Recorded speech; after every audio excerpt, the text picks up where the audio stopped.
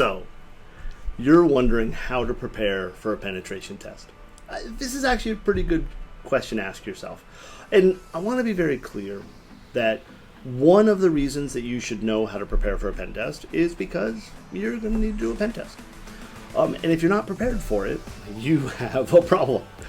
The other reason we want you to make sure that you understand how to prepare is that if we start a test for you, or any other security consulting firm starts a test for you, and that preparation hasn't happened, then what's going to go on is that you're going to have to deal with all of those issues during the test.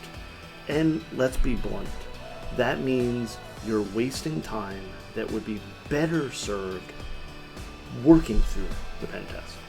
Now, this is something that you need to do whether you're working with Secure Ideas, another consulting firm, or you're working with your own internal security testing team, right?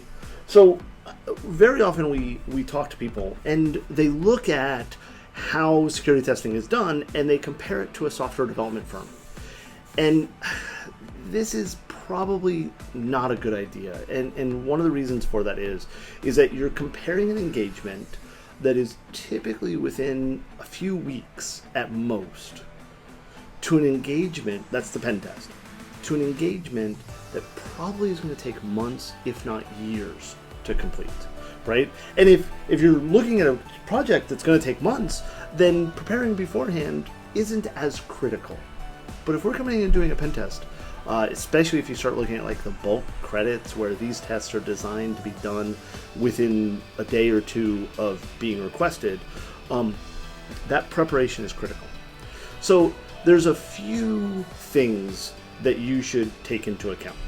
First, we need accounts. Especially if we're testing applications or APIs, we need access to accounts that we're testing from.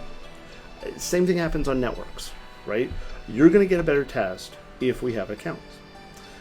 We tend to say that we need a minimum of 2 accounts per role being tested, right? In simple apps, this is 2 user accounts and 2 administrative accounts, right? We may need more than that for a complex app.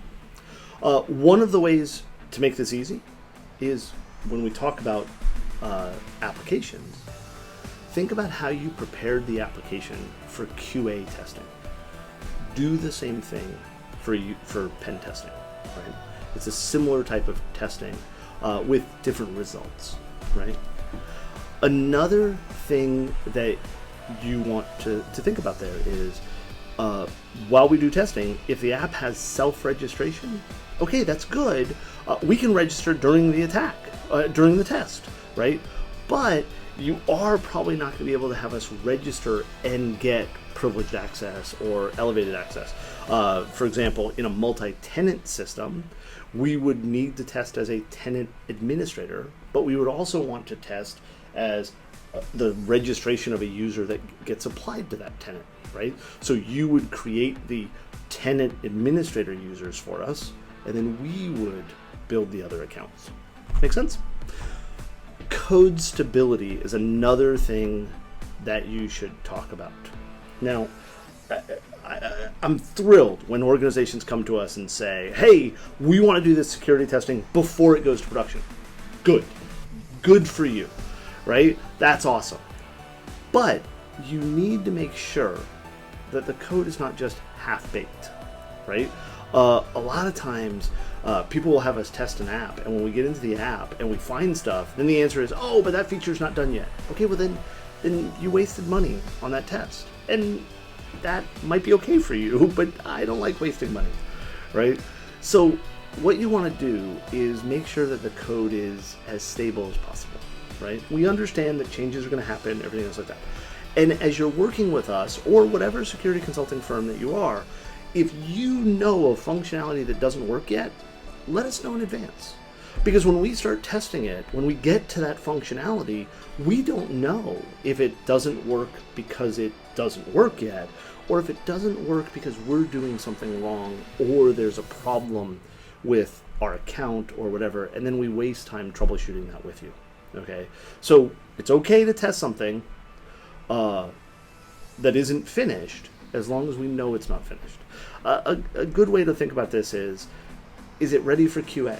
If the QA people can't function in it, then we probably can't either. Okay. Another thing to think about is whitelisting, or allowing us into the system, right?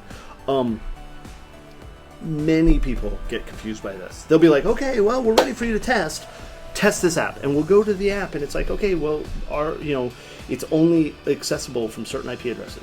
Or there's a really strict web app firewall in front of it that we keep getting blocked on. Now, we can probably get around that stuff, right? Any security consulting firm can get around perimeter controls if they have enough time and the scope allows them to attack it, right? But is that the goal of the test, right? So think about that. If the goal of your test is to test perimeter controls or test the web app firewall's efficiency, then that's okay, and we can work that out, okay? But if your goal is to test the security of the app and how well the app handles attack, okay, then maybe change the configuration of the allow list to let us in, okay? Next, testing assets, okay? We need certain pieces of information, and we can build them ourselves sometimes, but other times we can't. For example, if we're testing a shopping cart app, right? We are more than capable of using our credit cards to make purchases and then request refunds, right? But is that really what you want? Do you want those live transactions to run through? So you probably want to give us access to test credit cards, right? That your app knows not to actually ship an item. Mobile applications and web services, right? We need the actual application. And very often with an application, we need to be able to get that mobile app bundle from you, not from the Google Play Store, right? Because the app isn't in production yet, or you have to give us a version that isn't cert pinned, or what have you, okay? You have to think about these types of controls. The other things, the additional things that can go wrong when preparing for a security test, right?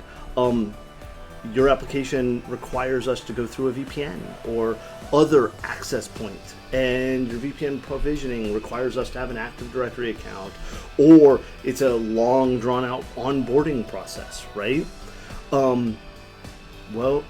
Testing windows. Are we only allowed to test during a change window, which is probably not a good idea, right?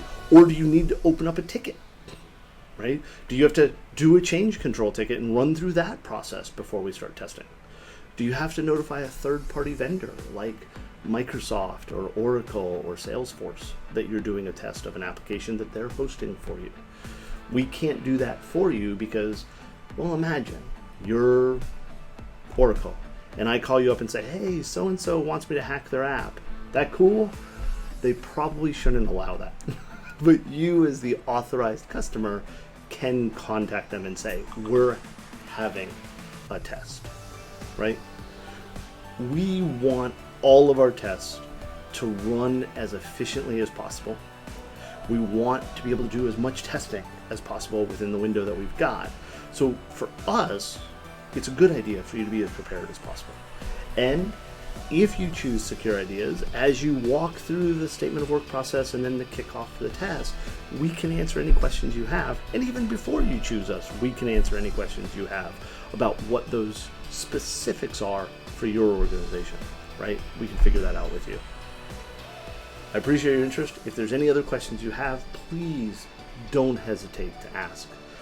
Another article you may want to look at is the risks of penetration testing, because it's a very relevant article to this type of thing. Like, what do you have to do to prepare, and what are the risks that might happen if you have the test done? I appreciate your time. Enjoy.